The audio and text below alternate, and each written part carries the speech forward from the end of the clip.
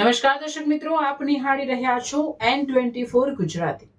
તો નજર કરીશું આજના મહત્વના સમાચાર પર।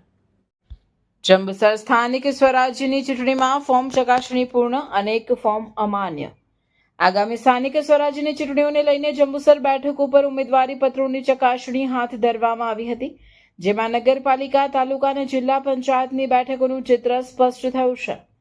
નગરપાલિકામાં કુલ 100 ફોર્મ ભરાયા હતા, જેમાંથી 13 ફોર્મ અમાન્ય ઠર્યા છે, જ્યારે 87 ઉમેદવારી પત્રો માન્ય રાખવામાં આવ્યા છે।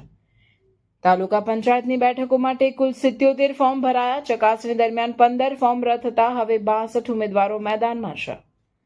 જિલ્લા પંચાયતની 4 બેઠકો પર કુલ 15 ફોર્મ ભરાયા હતા, જેમાંથી 4 ડમી ફોર્મ અમાન્ય ઠરતા હવે 11 ફોર્મ માન્ય ગણાયા છે।